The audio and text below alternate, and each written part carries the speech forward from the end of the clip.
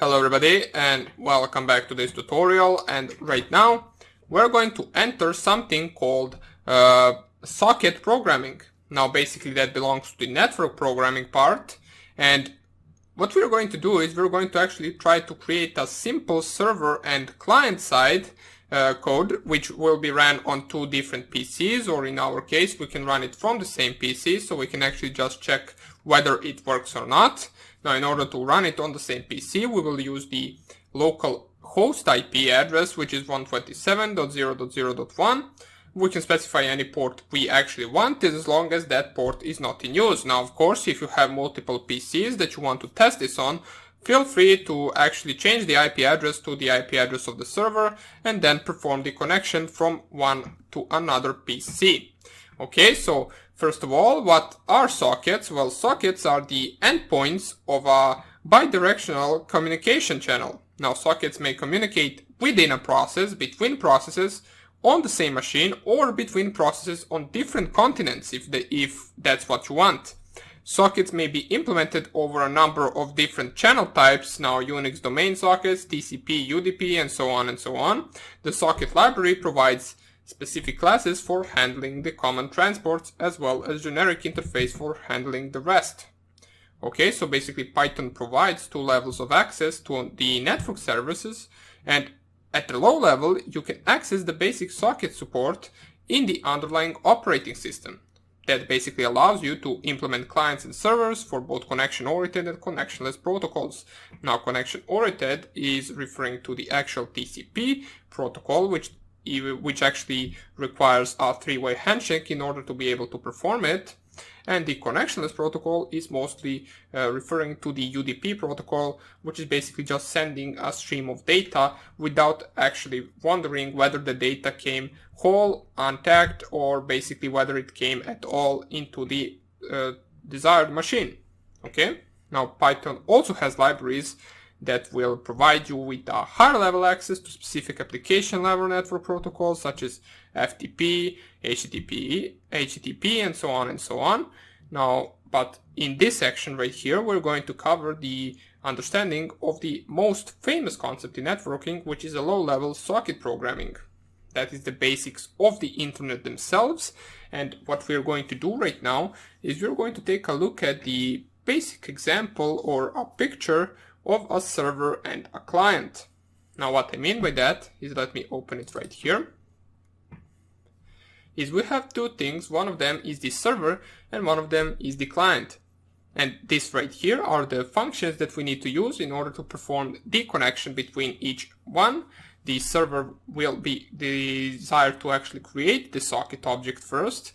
Once it creates the socket object, that socket object needs to take two arguments, and one of those is the actual the actual IP address, and the other one is the port. That's where the bind function comes in use. So basically what we will do is we will bind those two. We will bind the IP address of our own machine that we are listening on, and we will bind the port that we are accepting connections on. As it says right here, this is server creating listening socket, and then it performs the listen function that is inbuilt in the socket library in Python. What this listen function will do is it will listen for the incoming connections, and as soon as the connection comes, the accept function will be called, accepting the connection from the client and therefore establishing the connection via three-way handshake or via TCP protocol.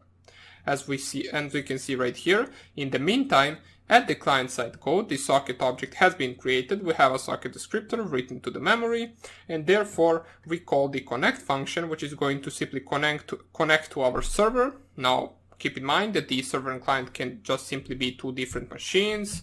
You can simply just have two laptops and just pretend that one of those laptops is server and the other one will be a client that wants to connect to that server.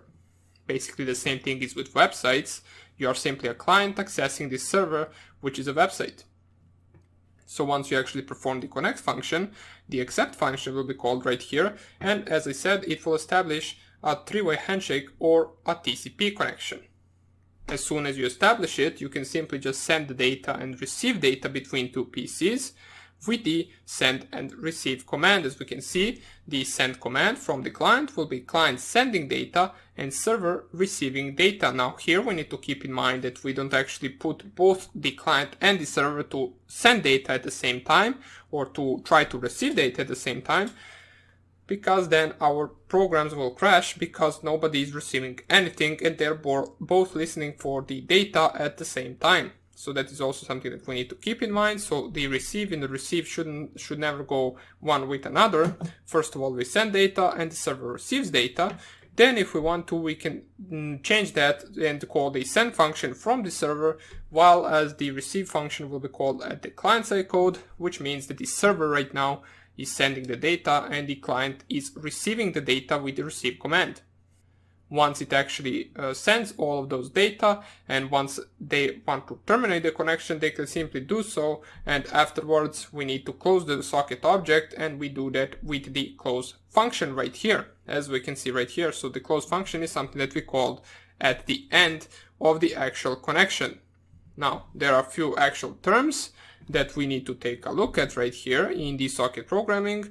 One of those is the domain. Now the domain, basically the family of protocols that is used as a transport mechanism. These values are constants such as, let's say, AF-INET, which is the IPv4, the PF-INET, PF-UNIX, PF-X25, and so on and so on. Now the type of the communications between the two endpoints, typically SOC stream, or which means that the actual connection is via TCP handshake or connection-oriented protocol, and SOC DGRAM, which is for the connectionless protocols, or basically it stands for UDP. Now those are the two that you will most likely encounter all the time. And the next thing is the protocol, which will typically be 0. Now this may be used to identify a variant of a protocol within a domain and type. Okay? The next thing that we need to remember is the actual host name, the identifier of a network interface, basically a string which can be a host name, a dotted quad address, which means that you are simply specifying an IP address or IPv4 address to this specific server, or an IPv6 address in colon, and possibly dot if you want to.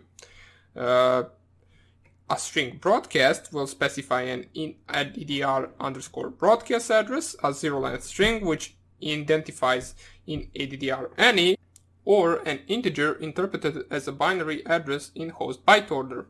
Okay, and the last thing that we need to take a look at is the actual port. Now each server has its IP address, of course, and once you try to connect to that server, you need to specify to which port are you connecting. Now there are multiple ports, over 65,000, and therefore if you simply just specify the IP address, the programs will not know on which port to listen on. So for example, if you simply specify the server to listen on port 200, and then you from the client don't specify a port and it sends to some random port 300, the server will not receive connection because it was listening on a different port. So each server listens for clients calling on one or more ports if you want to. A port may be a fixed port number, a string containing a port number, or the name of a certain servers running on that port. Okay? Now, we're going to start off by actually creating the socket module or the socket object, pardon me. In the next tutorial, this short tutorial was just about me explaining actually how we can do certain things, how does the server and the client actually work. We can see a visual representation right here of all of the functions that we are going to use. We also discussed some of the things that are important, such as IP addresses, ports, domains, protocols, connectionless, connection-oriented protocols. Now those are also some of the important things, whether you're TCP or UDP server and client. And we're going to continue coding, or we're going to start coding with the socket library in the next tutorial. So hope I see you there and take care. Bye.